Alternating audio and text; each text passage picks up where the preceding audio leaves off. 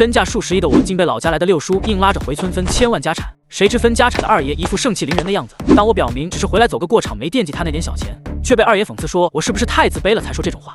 你不用跟我玩这种激将法，毫无意义。我说的都是实话，在我看来，有很多事情都比回来要你的钱更有意义。你如果一直这样觉得自己高高在上，那我们也不必再说什么了。六叔，我还有事，先走了。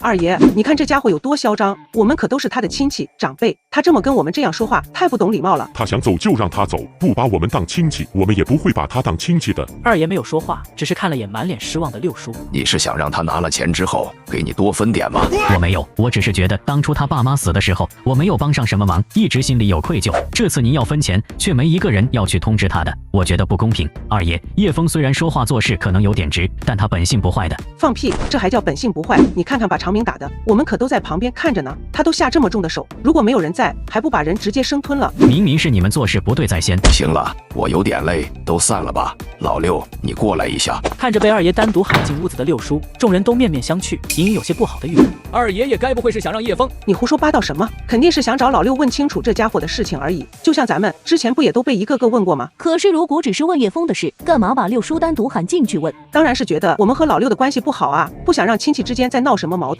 说起来，这个叶枫还真够牛逼的，明明啥也不是，还非得在这儿装。让他装呗，有他后悔的时候。屋子里，二爷详细问了问关于叶枫的事情，六叔尽可能的把叶枫的身世说得凄惨了一些。你的意思是说，他岳父岳母都看不起他？是的，因为他无父无母，结婚的时候穷得叮当响，被人看不起也正常。不过这小子挺争气的，您看他现在不是买车了吗？也算有出息了。二爷听得哑然失笑，却没有反驳，只是心里有点失望。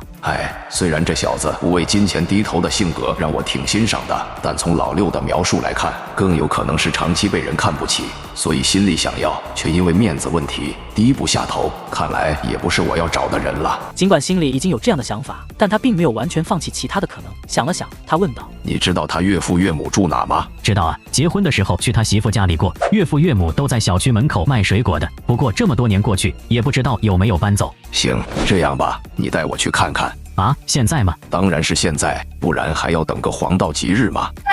随后，二爷就跟着六叔上了面包车，只留下了一群面面相觑的八卦亲戚。刚问完话就一起出门，该不会真要去找叶枫吧？娘的，这老六还真是闲得发慌啊！与此同时，叶枫开车回到市里后，先给唐仲威打了个电话：老婆，我回来了，你在哪里呢？我带着诺诺在爸妈的水果店里帮忙，你顺便去菜市场买点菜过来吧。行。挂完电话，叶枫就调转车的方向，却不知六叔和二爷已经来到了水果店。就是这家店，他们还没走，只不过这水果店招牌好像换过。我们过去瞧瞧。老爷爷，你吃什么水果呀？我姥爷家的水果可甜可甜了。看到小孩子，二爷心里顿时升起了慈爱之心，便笑呵呵的道：我不吃水果，就来看看。那你进去看呗，说不定看着看着就想吃了。这小丫头倒是会做生意。你好，需要点什么？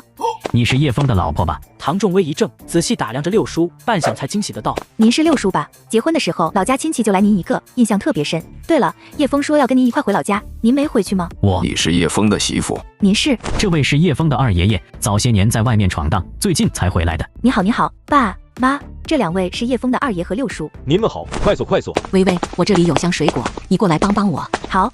叶枫的亲戚跑我们店里干嘛？我也不知道啊，他上午说六叔来找他，回老家办什么事的，该不会是来借钱的吧？唐仲威摇摇头，他哪里知道二爷和六叔来干嘛的？要说借钱，倒也不是没有这种可能。你们可得注意点，现在的人就这样，穷的时候没人管你，有钱的时候马上都跑来围着你转。他们要是想借钱，可不能随随便便借，这种钱借出去基本上就收不回来了。哎呀，妈，你说什么呢？人家又没说一定是来借钱的。再说了，这些都是叶枫的亲戚，他们要真开口借钱，我能拦着不让吗？那得叶枫说了算。什么他说了算？你们俩不是夫妻呀？他的钱不就是你的钱？唐仲威哭笑不得，老妈别的都挺好，就是思想太传统，很多事情上都处理得太小家子气。都是一家人，想吃什么随便拿，不要客气。怎么叶枫没来吗？没啊，不是说他回老家办事去了吗？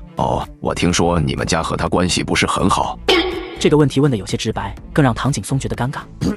也没有怎么不好，可能之前有些误会吧。是吗？那你觉得叶枫这个人怎么样？挺好的，人品好又有本事。说起来我们一家都挺对不起他的，以前总以为他眼高手低，其实是我们自己做了井底之蛙。不怕您笑话，我这个当岳父的还真没怎么帮到他，反而闹了不少笑话，觉得挺丢人的。二爷听得一怔，下意识看向六叔。来的路上，老六可是和他好好说了一番当初叶枫结婚时的惨状，现在唐景松怎么说的和老六截然相反？叶枫是做了什么吗？让你们态度转变得这么大？也没什么，就是觉得叶枫这人挺好的，脚踏实地的。虽然没赚到什么钱，但他是肯干，以后肯定会有出息。